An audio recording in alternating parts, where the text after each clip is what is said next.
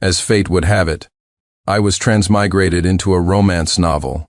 And just like they say online, in the world of romance novels, even a god would get slapped around. A divorce could strip a king of half his power. This unique universal law struck a sliver of fear into me. Fortunately, I had a plan. I would transform the tragic male lead into the arch-villain.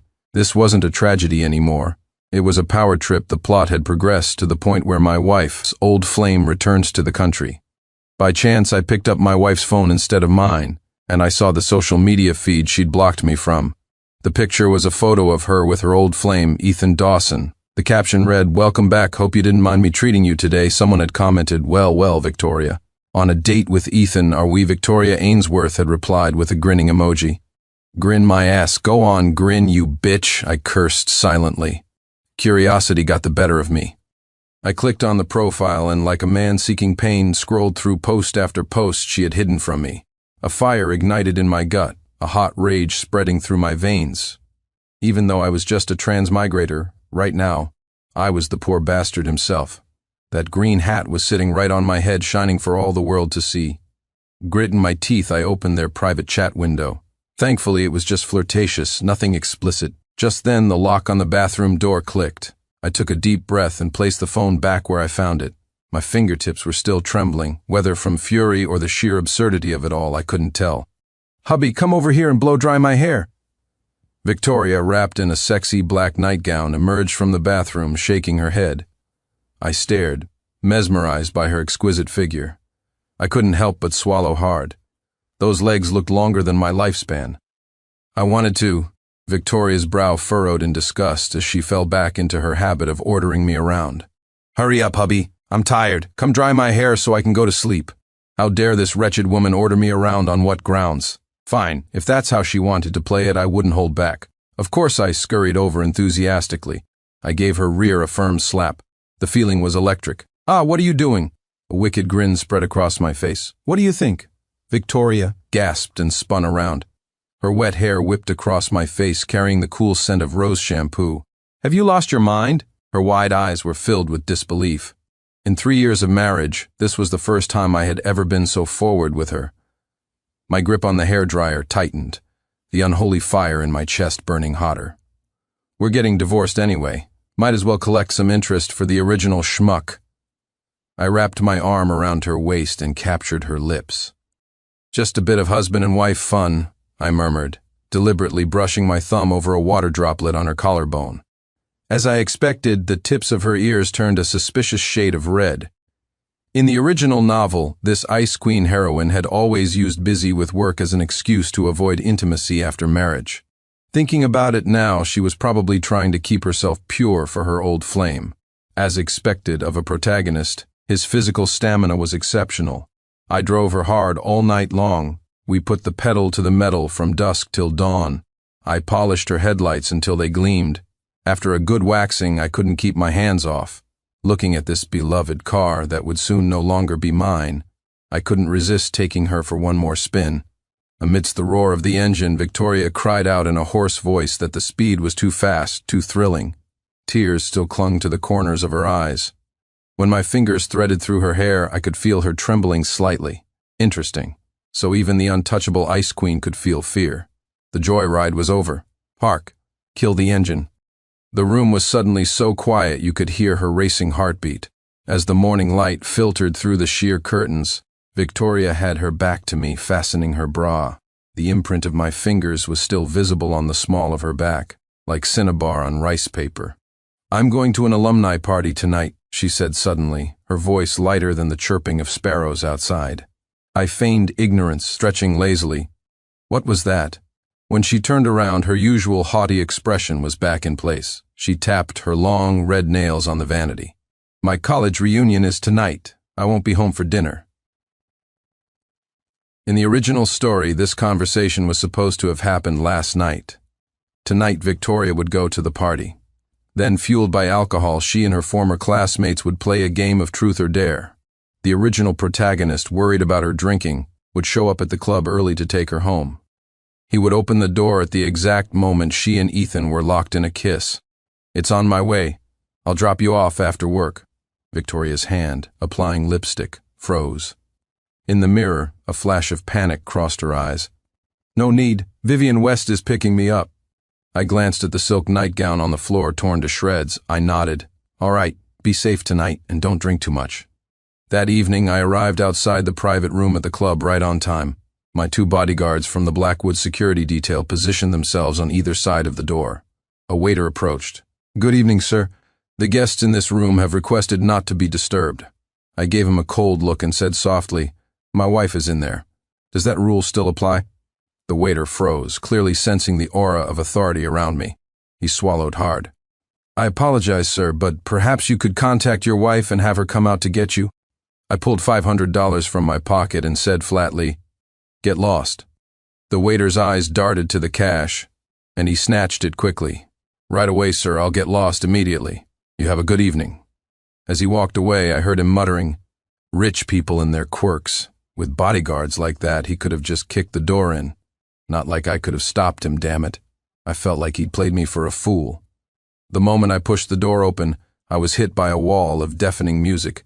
My face was a blank mask as I scanned the room. The lighting was dim, but I spotted Victoria instantly. She was wearing a white power suit, and my favorite, black stockings. Ethan Dawson was sitting beside her, one arm draped casually over her shoulder. They were close, whispering and laughing together in the dim light. I pulled out my phone and started recording, taking a few close-up shots for good measure. The moment the flash went off, the entire room fell silent. Then, a voice piped up. "Hey, no flash photography, keep the scandals private." Victoria recoiled from Ethan as if electrocuted. Her wide eyes reflected the image of me, phone held high, sincere. I calmly put my phone away, my leather shoes crunching on the confetti-strewn floor. "Haha, my apologies, everyone. Didn't mean to interrupt the fun. Please continue, don't mind me. I'm just here to pick up Victoria. Looks like I'm a bit early." An awkward silence descended upon the room, broken only when Ethan suddenly burst out laughing. He stood up, swirling a glass of red wine, his tie hanging loosely around his neck. "So you're Victoria's husband, huh? Why don't you join us for a game of truth or dare?" "I'd love to," I smirked, unbuttoning my suit jacket and sitting down. I picked up the dice cup as everyone stared in disbelief. "But I should warn you, I'm a sore loser. Don't blame me if I spoil the mood." The rattling of the dice on the felt table was grating. Ethan slid a glass of hard liquor towards me challengingly. Loser either drinks or answers a question. I saw Victoria tugging on his sleeve under the table and smiled, pushing the glass back. "Drinking is boring. Answering questions is much more interesting." The room erupted in jeers and catcalls. Victoria lost the very first round. Vivian West, always one to stir the pot, asked, "If Ethan had never gone abroad, would you have married him?" The light from the crystal chandelier danced on Victoria's eyelashes. She hesitated for a moment, glancing at me, then at Ethan. Yes, the room exploded. Everyone looked at me with malicious glee, expecting me to storm out in a rage. After all, that was my persona until now, the man who loved Victoria with a pathetic devotion. I would silently swallow any humiliation. And then, when she came home and offered a few token words of comfort, I'd go right back to fawning all over her like a lost puppy. Even though my vibe was different today, that's what they still expected. Such a loyal, shameless pair. "Tell me, don't you all think I should just step aside and let them be happy?" I said, swirling the ice in my glass and watching them with a playful smirk. As soon as the words left my mouth, the boisterous room went dead silent. Everyone stared at me, then at Victoria, in utter disbelief. Victoria, who had been slightly tipsy, sobered up instantly and shot to her feet. She knocked over her wine glass, the red liquid spreading like a bloodstain across the table. Her eyes were wide with shock, stunned by my words. How could I dare speak like that, especially after she'd let me drive her so hard all last night? Vivian quickly stood up to smooth things over. "Sincere, it's just a game. Don't take it so seriously. Victoria was just joking. You know how she gets when she drinks. Besides, everyone knows you're the one she loves. Now, apologize to her, or you might find yourself sleeping on the couch tonight." Ethan stood up too. "Come on, Sincere, don't be so small-minded. Victoria was just kidding. It was just a joke, so don't be angry. Victoria and I are ancient history. I just got back, so she was just teasing me to make me feel welcome." I chuckled, tapping my knuckles on the marble tabletop. All right, I can take a joke. Everyone knows you two were an item back in school. You could say I owe my marriage to you going abroad, Ethan.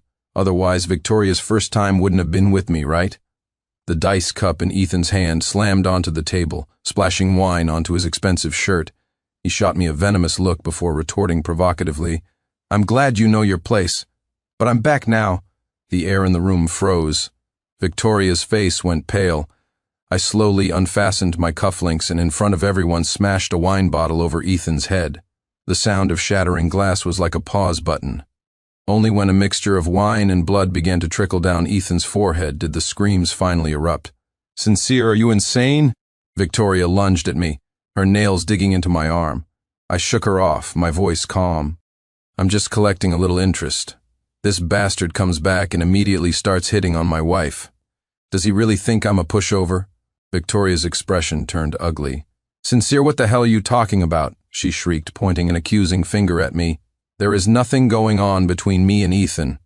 How dare you slander? Watching Ethan being helped to his feet, I wiped my face and sent him sprawling again with a swift kick. Nothing going on? I slapped Victoria across the face. You post things on your feed and block me from seeing them, and you have the nerve to say there's nothing going on? You had the guts to post those lovey-dovey pictures, so why don't you have the guts to admit it? Victoria stumbled back, clutching her cheek, her high heels making a sickening crunch on the broken glass. Sincere, you actually hit me? She screamed, her eyes red and welling with tears. You're going to get on your knees and apologize to me right this instant. Then you're going to apologize to Ethan. If you don't, I'm calling the police and you'll be finished apologize? What a fucking joke. If it weren't for the thought of splitting my assets, I'd have divorced her on the spot. You want to call the police? Go ahead, make the call right now. I straightened my tie and opened the door to the room. My 2 bodyguards stepped inside. I pointed arrogantly at the stunned partygoers. Does anyone here know how to take a hint? Anyone who took photos or videos just now, delete them. All of them. Don't make me get nasty. The Blackwood family of Lingnan is not to be trifled with. Then I turned back to Victoria. Call the cops. Go on. I'd like to see who dares to meddle in the Blackwood family's affairs. A rush of satisfaction washed over me. This wasn't the male lead. This was the arch-villain. The room was deathly silent, everyone frozen by my display of dominance. The phone in Victoria's hand trembled. Her red-polished fingertips swiped across the screen several times, but she couldn't manage to unlock it. What's the matter? Can't bring yourself to do it? I sneered, pulling my own phone from my suit pocket. Shall I do it for you? Sincere Victoria screamed and lunged for my phone. Are you crazy? Do you have to make such an ugly scene? I easily sidestepped her, grabbing her wrist. Ugly? I whispered in her ear, my voice low enough for only her to hear. You didn't think it was ugly when you told a room full of people you wished you'd married another man? We were intimate just last night. Are you already that eager to replace me? Victoria's pupils constricted. Her lips trembled, but no words came out. She had never seen this side of me before, and I was a terrifying stranger to her. Ethan struggled to his feet, blood still seeping from the gash on his forehead. He staggered towards us, trying to pull us apart. Sincere, let her go if you have a problem. Take it out on me. Well. You all heard him. He said to take it out on him. That's the most outrageous request I've ever heard. I flicked my hand, and my 2 bodyguards immediately seized Ethan. They started trading blows, one punch after another. No, stop it, I told you to stop. Sincere, let Ethan go. Please, I'm begging you, let him go. Victoria's face was a tear-streaked mess as she clawed at my arm. Does it hurt to watch? I gripped her chin, forcing her to look at me. When we were racing all night last night, were you secretly thinking of your precious old flame? My words exploded in the room like a bomb. A few of the women even blushed and covered their mouths. Victoria's face flushed crimson, and fat tears rolled down her cheeks. Sincere? You bastard, I'm the bastard? I released her and calmly adjusted my cuffs. Victoria, have you forgotten who cooked for you every night, waiting for you to come home? Who stayed up all night taking care of you when you had a fever? With each sentence, I took a step forward, and she instinctively backed away until her back was against the wall. And now that your old flame is back, you can't wait to throw yourself into his arms? I reached out and wiped a tear from her cheek, but my voice was as cold as ice. Victoria, you disgust me. Victoria's lips trembled, her makeup ruined by tears. I wasn't. You weren't what? You didn't deliberately block me from your feed. You weren't deliberately cozying up to Ethan at this reunion? I shook my head. Victoria, I gave you a chance. I really didn't. We're just normal friends now. I only blocked you from my feed because I didn't want you to get the wrong idea." Victoria shook her head frantically. The door to the room was suddenly thrown open, and the club manager burst in with security guards. "What's going on here? Who's causing trouble?" The manager's eyes swept the room and landed on me. "Sir, if you would please get out," I said without turning my head. The manager's face hardened, but before he could say another word, one of my bodyguards stepped forward and flashed his credentials. The manager's face went white. He bowed repeatedly and backed out of the room, pulling the door shut behind him. Silence returned, broken only by Victoria's suppressed sobs. I took out a cigarette case and leisurely lit one up. Through the haze of smoke, the sight of Ethan groaning on the floor was particularly comical. "Sincere." Victoria suddenly grabbed the corner of my jacket. "Can we please go home and talk about this?" I flicked my ash and suddenly laughed. "Go home? Sure. My place or Ethan's?" Victoria's nails dug into my arm, her voice thick with tears. "Sincere, do you have to humiliate me like this?" I shook her hand off and crushed the cigarette butt in Ethan's wine glass. "Humiliate you? Victoria, are you even worthy of it?" Everyone in the room held their breath. Vivian started to step forward to intervene but was frozen in place by my glare. "Starting today, you're moving out of the master bedroom." I took out my phone and dialed my lawyer in front of everyone. "Mr. Davis, prepare the divorce papers." Victoria lunged at me, trying to snatch the phone. "No, I don't agree to a divorce." I easily restrained her, whispering in her ear, "Did you really think I'd want a woman whose heart belongs to someone else?" Ethan struggled up from the floor, his face a bloody mess, and roared. Sincere let her go. He was definitely trying to play the hero for Victoria, to cement his image as the good guy. I sneered and signaled for my men to release him. "Ethan, you're so eager to pick up my cast-offs? Fine, she's all yours." Victoria, trembling all over, raised her hand to slap me. I caught her wrist and slapped her across the face instead. She deflated like a popped balloon, collapsing to the floor in a heap of loud sobs.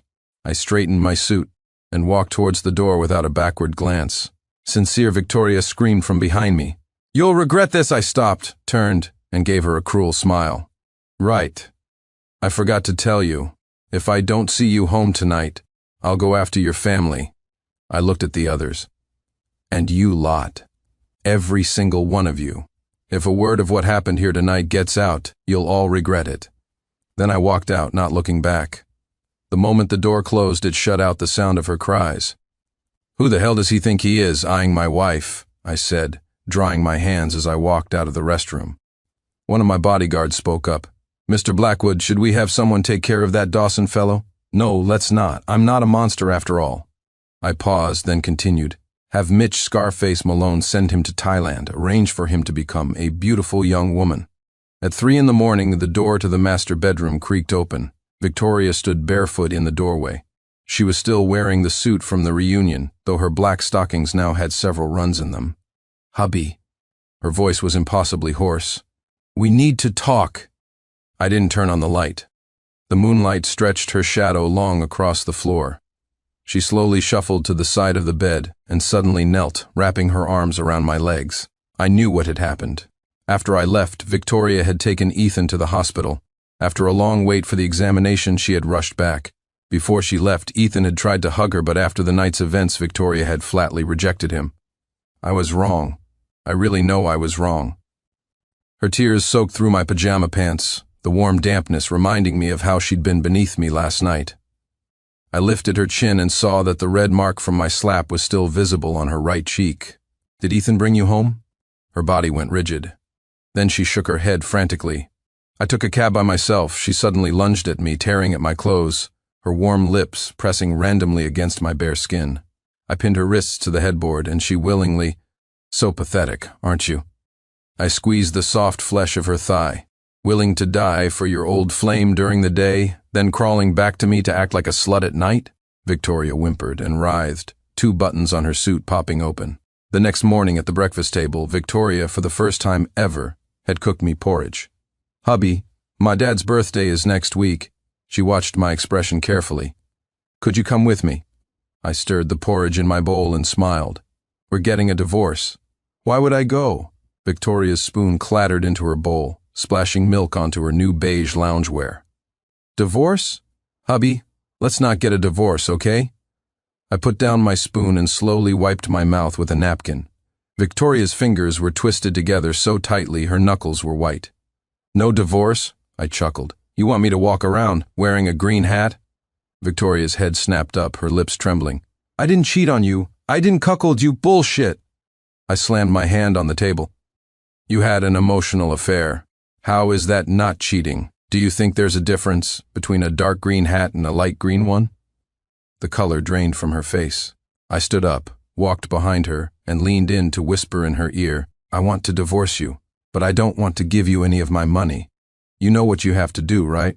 If you agree to my terms, the business dealings between the Blackwood family and the Ainsworth family can continue as normal. Otherwise, don't blame me for being ruthless. Victoria's eyelashes fluttered violently. Sincere, she suddenly turned and threw her arms around my waist. I swear I'll never see Ethan again. I'll block him on everything. I pried her fingers off, chuckling softly in her ear. Too late. The phone on the table suddenly vibrated, the screen lighting up with Ethan's name. Victoria lunged for it as if it were red hot and silenced it, but not before I saw the dozen unread messages on her lock screen. Looks like your old flame is getting anxious, doesn't it? Victoria's phone fell from her hand, landing softly on the carpet. As she knelt to pick it up, I stepped on it. Hubby, she looked up at me, tears clinging to her eyelashes. Let me explain. I bent down, picked up the phone, and unlocked it with her fingerprint, swiping open her messages. Ethan's last message was right there, Vicky. I'm not feeling well. Could you come over and check on me? I raised an eyebrow at Victoria. Well, your old flame isn't feeling well. Openly asking another man's wife to come for a private visit. I tossed the phone back to her and turned towards the walk-in closet. I heard her frantic footsteps behind me.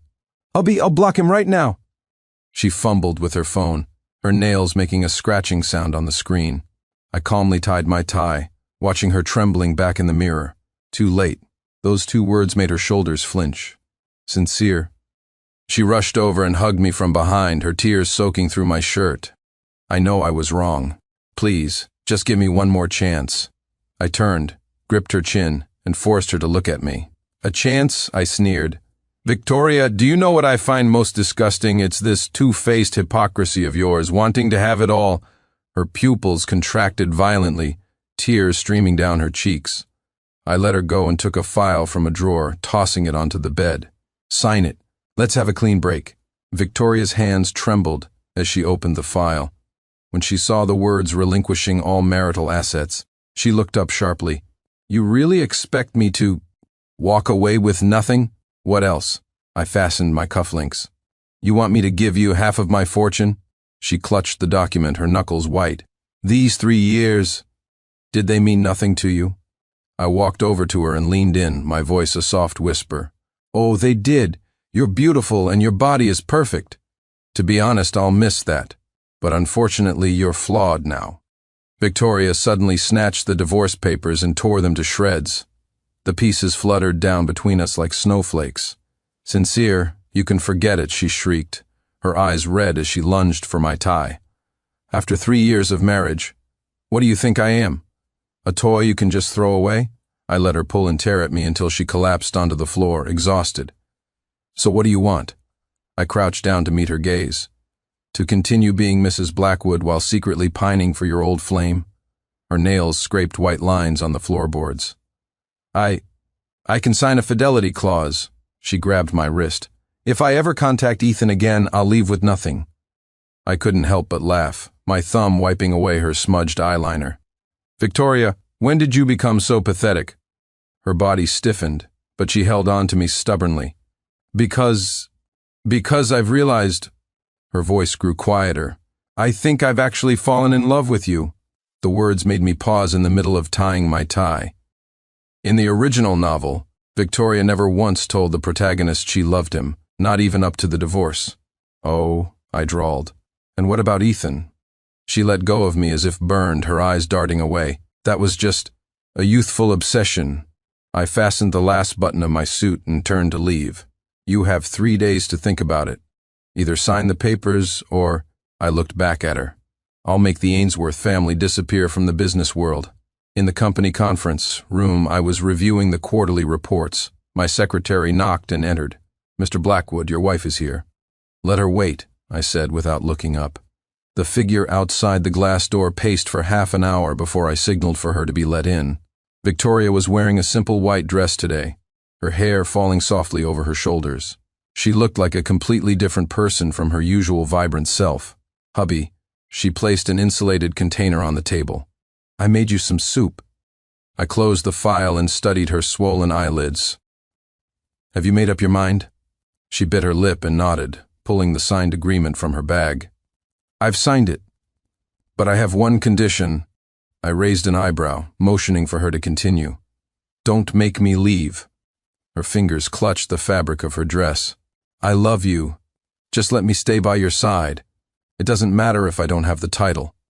I stared at her trembling eyelashes for a long moment, then burst out laughing. "Victoria, you don't actually think that's touching, do you?" Steam was still rising from the soup container, full of goji berries floating in the milky broth. Just like her wavering heart, her head shot up. "I'm serious." I slowly spun my pen, tapping the tip on the divorce agreement. "Do you know what you look like right now? Like a dog that's been kicked by its master and still comes back, wagging its tail and begging for scraps." The blood drained from her face. The floor-to-ceiling window reflected her swaying, fragile figure. I stood up, walked over to her, and suddenly ripped open the collar of her dress. "You say you love me with your mouth, but here," my finger pressed hard on a fading bruise. "Were you thinking of Ethan last night?" No, her eyes were glistening, looking at me with a watery gaze. My mind was filled with you." As she spoke, her hands began to unbuckle my belt. The sun was high in the sky. It was well past noon, and I was famished. I drank the goji berry soup that Victoria fed me mouth to mouth. In the end, I agreed to her request. After all, her beauty was simply too hard to resist. A month later, 4 of my bodyguards brought Ethan Dawson, fresh from his studies in Thailand, to see me. Oh wait, I should call her Luna Dawson now. Luna, who had always been handsome as a man, was now surprisingly graceful and slender. She bared her teeth, her face a mask of fury. "Sincere, you animal." Luna's voice was now high and sharp, but the hatred in it was undiminished. I leaned back leisurely on the leather sofa, enjoying the sight of her rage. "What? Not satisfied with the new career I've arranged for you?" I pointed to the modeling contract on the table. $50,000 a month. Much better than your old job as a junior manager." Luna trembled with rage, her freshly manicured nails digging into her palms. "I'm going to sue you. I'm going to have you thrown in jail." I laughed and motioned for a bodyguard to hand her a business card. "That's my lawyer's number. Feel free to give it a try if you want to play hardball. But if you lose, I'll have to give you a little punishment, you see." The color drained from Luna's face. Satisfied, I sat up and adjusted my cuffs. "Be a good little model and stop bothering me." Luna collapsed to the floor as if her bones had been removed. I waved my hand, and the bodyguards dragged her out. When I got home that evening, Victoria was busy in the kitchen. Since the incident, she had quit her job to become a full-time housewife. "Hubby, you're home." She ran over, apron still on, and stood on her toes to kiss my cheek. I pinched her cheek. "Being extra good today?" She blushed and looked down. I made an appointment with a therapist." I raised an eyebrow. "Oh, I want to," she twisted her fingers, "save our marriage." I stared at her for a few seconds, then smiled. "Come here, I have something to show you." I took out my phone and showed her the pictures of Luna Dawson. On the screen, the former campus heartthrob had been transformed into a stunning beauty. Victoria's eyes widened, and the spatula in her hand clattered to the floor. Is that your old flame?" I lifted her chin. "Does it hurt to see?" Her eyelashes fluttered wildly, but she shook her head. He deserved it." Her answer pleased me. I stroked her swollen lips as a reward. Good girl. That night, Victoria was exceptionally docile. She wore the black lace lingerie I'd picked out for her and knelt by the bed, drying my hair. As a drop of water trickled down my abs, her breathing became noticeably uneven. "Hubby," she leaned close to my ear. "Let's have a baby." My hand paused. In the original story, she had been adamant about not having children, afraid a baby would tie her down. "What's this?" I pulled her onto my lap by her waist. "Trying to use a baby to save your marriage?" She wrapped her arms around my neck, her soft chest pressing against me. I want to give you a baby that looks just like you." The moonlight cast dappled shadows on her face. I suddenly remembered the miscarried child from the original novel. "All right," I said with a smile, untying the sash of her lingerie. "But first, I need to check if you're—" My fingers trailed down maliciously. "Clean." Her body went rigid for a second, then she pressed against me even more fervently. "I've only ever been with you. Only ever you." Victoria's medical report lay on my desk. All indicators showed she was in excellent health. When I flipped to the last page, I saw she had secretly drawn a small heart on the back. This woman was getting better and better at this. "Hubby," she sidled into the study with a fruit platter, holding a piece of cantaloupe to my lips. "Our wedding anniversary is this weekend. What kind of gift would you like?" I bit into the fruit and pulled her onto my lap. "You decide." Twirling a lock of her hair around my finger, I asked teasingly, "Why so attentive? Are you horny again?" Her ears turned bright red, but she still tried to deny it. "Of course not, I cut her off by pressing her down onto the desk. Pens and documents scattered to the floor. Luna Dawson still hadn't learned her lesson. She wanted revenge. Unfortunately, she overestimated her own abilities and underestimated the behemoth that was the Blackwood family.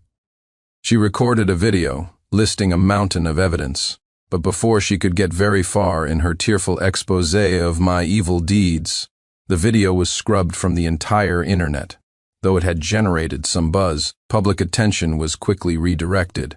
Suddenly, the internet was flooded with news of a famous actress having a child out of wedlock and a famous actor sleeping with his fans.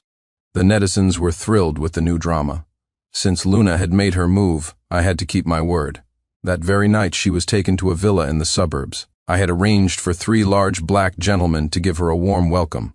When Victoria found out, her face was filled with alarm. "Hubby, isn't that too cruel?" I smiled and pinched her cheek. "Cruel? A mere 3 men is just a small punishment." I raised an eyebrow. "You don't feel sorry for her, do you?" She smiled, her eyes shining like stars. "She brought it on herself. She's the one who insisted on opposing you. She deserves it. That was unexpected. In the original story, she had tormented the male lead for the sake of her old flame." I grabbed her wrist and pulled her into my arms. "Such a good girl." She settled onto my lap, tracing circles on my collar with her finger. "I figured it out. Old flames, passionate affairs." Her red lips brushed against my earlobe. "None of it compares to the man right in front of me." The candlelight cast fan-shaped shadows from her eyelashes. I suddenly remembered the ending of the original novel. After the protagonist finally let her go, she was consumed by regret and began a desperate, hopeless quest to win him back. I threaded my fingers through her hair and asked deliberately, "What if Ethan Dawson came back for you now?" She froze for a second. Then she cupped my face in her hands. "Sincere, listen to me. The scent of roses washed over me. For the past month, I've woken up every day terrified that you would suddenly leave me." Her tears fell onto the back of my hand, scalding hot. It wasn't until I saw what became of him that I understood. Her nails dug into my shoulders. "How merciful you've been to me." I gripped her hips and pulled her closer. "Prove it to me." Victoria's method of proof was something I never expected. The next morning, she dragged her aching body out of bed and spent 2 hours in the kitchen. My bodyguard called. Luna Dawson had been making a scene about killing herself all morning, but she didn't have the courage to go through with it and eventually climbed back in from the balcony. "Tell her I don't want a repeat performance, and give her $1 million. Consider it compensation." Just then, Victoria emerged from the kitchen with breakfast. She sat down beside me, beaming. "Hubby, try this, see if my cooking has improved." I took a savory omelet she offered. It was thoughtfully stuffed with goji berries. It's delicious." Her eyes lit up. "Really?" "Really," I said, pinching her cheek. "Except for when you're thinking about your old flame." She stomped her foot in frustration. "I told you I stopped." I silenced her with a kiss. She suddenly threw her arms around me. "Hubby, I know I was wrong. I regret it." "Regret what?" I asked in a low voice. "I regret not realizing sooner," she looked up at me, "that I had already fallen in love with you. If I had realized it earlier, I can't even imagine how happy we would have been. Hubby, can we get married again? Please?" I held Victoria's chin, studying her red-rimmed eyes. "Get married again?" I chuckled. "Do you deserve it?" Her eyelashes trembled violently, like a butterfly caught in the rain. I know I don't deserve it." She clutched my shirt, her knuckles white. "But I'll spend the rest of my life making it up to you." I let her go and took a sip of my coffee. It was too sweet, cloying just like her. "Hubby," she sidled up to me again, her soft chest pressing against my arm. "The biggest regret of my life, Victoria Ainsworth's life, was almost losing you." I held her chin, studying her. "Nice acting. It's not an act." She stomped her foot. I swear every word as I cut her off with another kiss, my fingers sliding under the hem of her nightgown. This time, she cried harder than ever before.